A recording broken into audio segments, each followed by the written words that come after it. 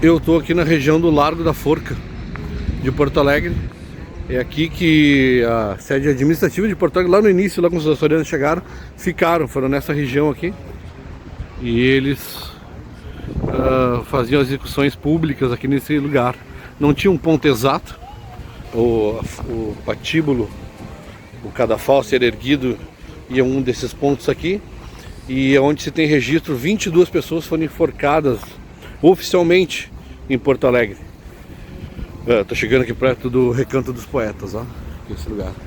Como a partir de 1834 as pessoas que eram condenadas em outras regiões da cidade eram condenadas na sua própria cidade, executadas lá, Porto Alegre teve uma redução, né, de execuções aqui, mas isso é o que a gente tem de registro, né?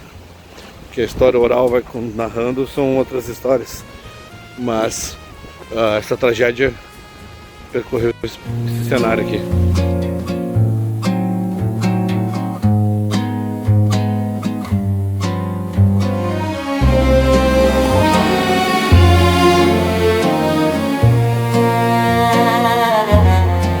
Condenados pela Junta da Justiça de 1821, tá?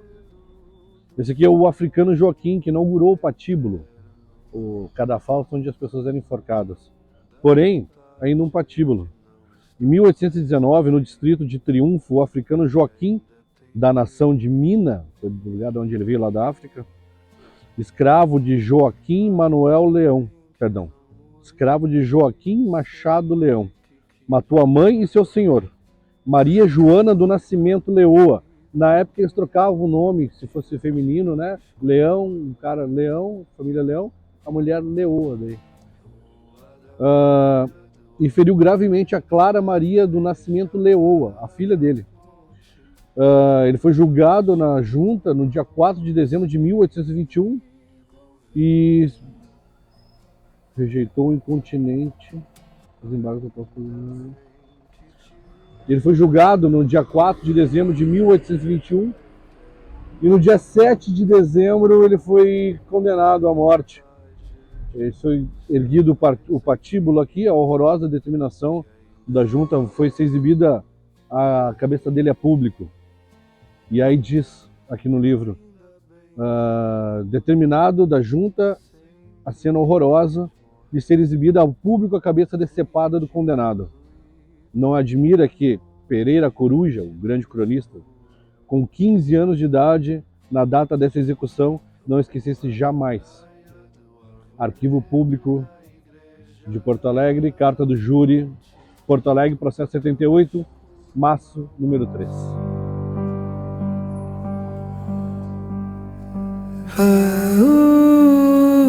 O Balduino foi um outro enforcado aqui na Praça dos Enforcados. Estou aqui no Recanto dos Poetas para ler isso aqui para vocês. O Balduino, um liberto de Bagé, subiu a forca. Antes, toda a província tinha os enforcados aqui. Depois de 1834, por ali, é que os enforcados de Porto Alegre seriam enforcados aqui e cada região teria seus enforcamentos, tá? A quinta execução da pena capital de Porto Alegre ocorreu no dia 4 de maio de 1822 e teve por paciente o liberto Balduino, Pardo Forro, segundo o linguajar do processo. Em 15 de dezembro de 1820, no distrito de São Sebastião, onde hoje é Bagé, matou José Cordeiro e a mando da mulher dele, Brígida Joaquina Lopes. Olha que loucura. Balduino teve 2 cúmplices que receberam penas menores, como a própria Brígida, mandante do homicídio, condenada a 10 anos de degredo. Condenado a 10 anos de degredo. Que tinha que ser cumprido em Angola, olha que coisa, cara. Mas que terminou cumprindo em Fortaleza, no Ceará. Parece que a condição feminina atenuava as culpas. Isso a gente vai ver ao longo do livro, que teve outra mulher que também matou 2 crianças e ela foi condenada a uma prisão de 20 anos e trabalho. E não houve também a pena de morte. A junta foi especialmente rígida com Balduino, cuja cabeça mandou decepar e expor ao público. Arquivo Público de Porto Alegre, Arquivo Público do Estado do Rio Grande do Sul, carta do júri de Porto Alegre, processo número 108-4. O cronista Coruja, ele não esqueceu dessa execução, ele também mencionou o sermão do padre italiano, o Camponeschi, o nome do padre Camponeschi, que ele trocava o nome do Balduino e chamava o Balduino de Baldevinos. Não sei se por conta do dialeto dele ou se por alguma outra razão.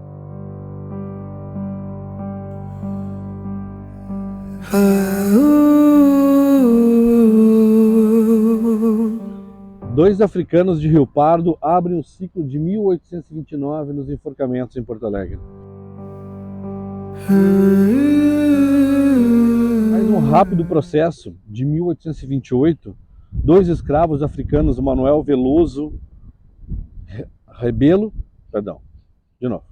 dois escravos africanos, o Manuel Veloso Rebelo, da fazenda de Pederneiras e em Rio Pardo. O Rio Pardo tomava conta do estado inteiro, era uma cidade gigantesca, né?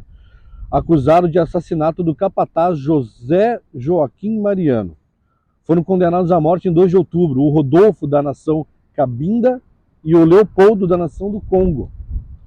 Dois africanos, né?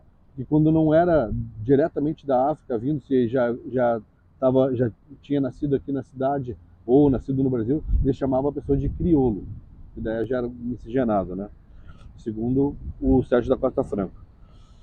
Em vão solicitaram graças ao imperador, que teve a ideia desde 26 de tu pedir perdão, né, e tu ser absolvido. Mas aí, como diz aqui, não foi lhes dado a graça, foi negado pelo imperador. Mas não era o imperador exatamente quem fazia isso, né? Imagina, vários pedidos, várias coisas para fazer durante o dia. Quem fazia isso era os secretários, nem chegava. O imperador em si, inclusive, era contra a condenação. Ele quem vai conseguir, inclusive, barrar isso aí, mas tanto o Dom Pedro I quanto o Dom Pedro II eram contra, mas é na administração deles que isso vai acontecer, né? Como se vê na data do Conselho do Estado de 29. A graça lhes foi negada e os dois homicidas foram executados em 5 de maio do mesmo ano. Isso está no Arquivo Público do Estado do Rio Grande do Sul, na carta ao júri, Porto Alegre, processo de 256, massa número 6. Bem aqui.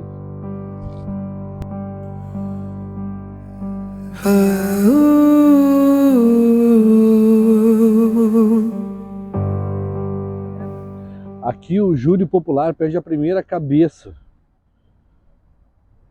O primeiro condenado a isso foi a pena máxima pelo júri popular de Porto Alegre, foi o preto Luiz, africano da ilha de São Tomé e ex-escravizado de Antônio Francisco Pereira de Jardim.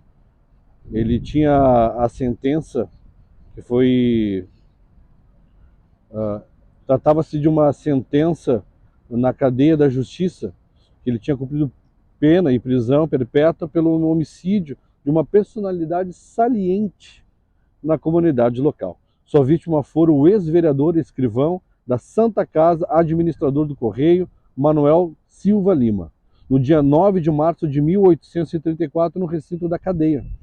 Luiz envolveu-se num conflito com outro preso, o índio Guarani José Machado, e matou a porretadas, assim está escrito, na cabeça, deixando-lhe expostos os miolos, segundo o auto do exame de corpo de delito. Acusado pela promotora, acusado pelo promotor público interino José Joaquim de Alencastro e foi defendido pelo Serafim dos Anjos França.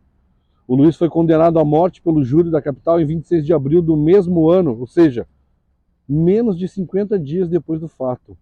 Como a gravidade da pena teve margem de protesto e teve um novo julgamento também, do qual foi submetido na forma do artigo 308 do Código do Processo Criminal ao júri, dizendo que tem que levar ao júri isso, porque a condenação já estava começando a incomodar as pessoas, nem todo mundo era à vontade com a questão de condenar uma pessoa à morte, né? Porque muitas vezes tu não sabia se realmente foi ela que cometeu o crime, os julgamentos eram feitos de forma muito estranha, né? Muito rápida, dependendo de quem era, quem foi, achavam-se um culpado muito rápido, então as pessoas estavam incomodadas. Só que daí nesse caso, ele foi solicitado que houvesse júri popular, e o júri popular, por unanimidade, condenou ele novamente à forca. Foi interessante porque teve o suplício ocorreu no dia 23 de dezembro, certificado pelo escrivão Luiz Antônio da Silva.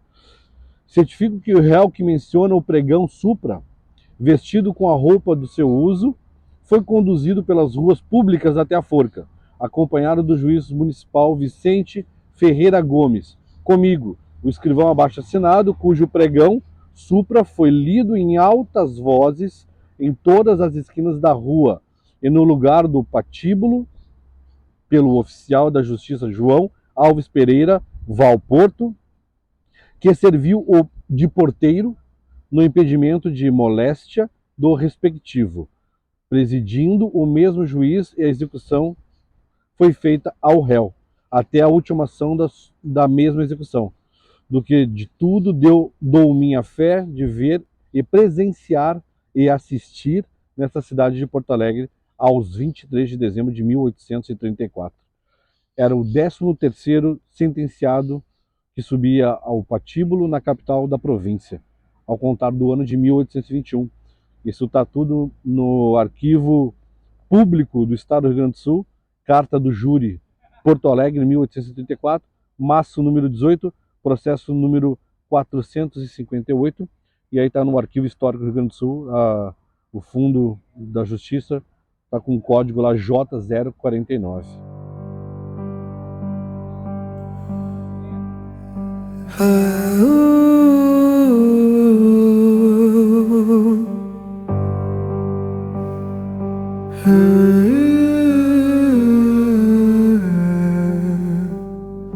No espelho vejo sombras dançar, rostos que nunca param de mudar. A luzes escapa pelas frestas da razão.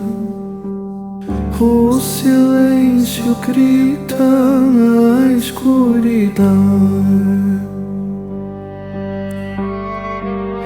Sinto o tempo desfiar, com fios a se criar.